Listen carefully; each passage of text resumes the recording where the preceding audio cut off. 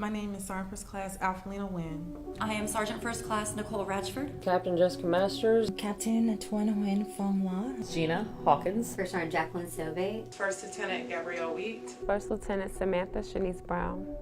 As a leader, I would have to say right now, me being the detachment first sergeant for HHD, that's right now been the most rewarding thing for me.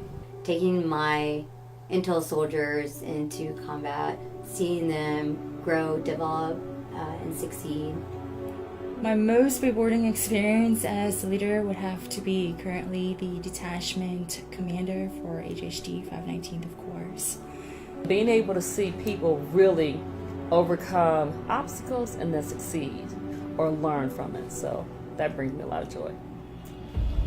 My most challenging experience has been the Task Force Thunder S3 Operations Sergeant. The first sergeant position is definitely my most challenging. And that has definitely been a challenge at times, learning how to communicate with my soldiers. And every soldier is different. You have to learn how to get to them and how to interact with them. When I was deployed as the S2 OIC for Mischief Alpha in Afghanistan.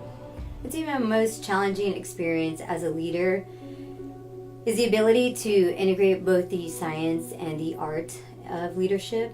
Everyone can do the science portion of leadership, but not everyone can effectively master the art of leadership or integrate the two. I've often said many years ago that I've got enough testimony to be able to say, "Ooh, I don't need any more." But then because of my faith, I recognize that those are always going to come as you have more responsibility. So I still don't think I've reached the most challenging things. I know I expect obstacles, I expect problem solving, but that's basically the fundamental of what I do. My biggest influence has been my husband. He has definitely been a good advisor to me because he's a command sergeant major in the reserves, and he's also been loving and supporting, not only just from a spousal standpoint, but also a father to our son as well. My biggest influence personally and professionally is Major General retired Patricia Frost. She is a huge influence in my life. I mean, she shows her true side at work and in a personal setting. There's no side for her, and that is the picture and the leader I try to emulate to be day to day. Because I came in enlisted first, I think my biggest influence will always be Command Sergeant Major Gail Williams. She was one of the first female first sergeants and went on to be one of the first female sergeant majors.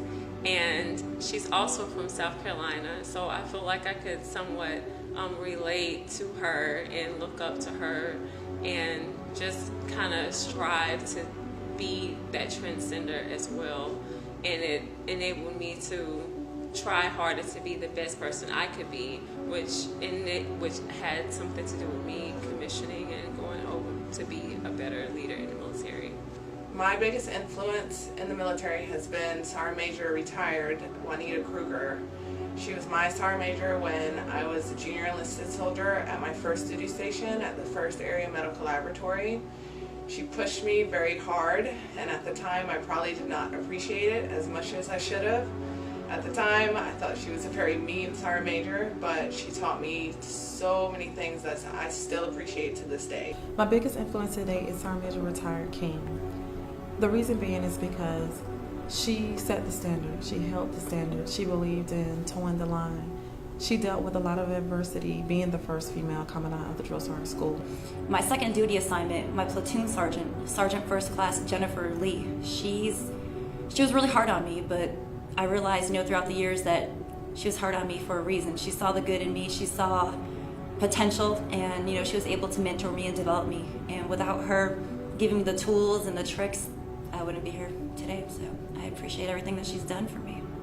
And what I've watched and what I've seen, I think for females or for anyone, but specific for females because my daughters are my heart, is just to watch them and then watch how they doubt themselves, how they second guess. It is that insecurity when they are amazing. And it's almost like they can't see how amazing they are. And you're getting in your own mind, having your own self-doubt, getting rid of the fear not to be afraid to try. And I tell, as a leader, I tell my whole command staff from our department, I will appreciate you failing forward because you tried, you made a decision, you thought it out. It's going to come up. Don't give up, and don't be afraid. Don't let your own self-doubt not let you try for what you really want to do.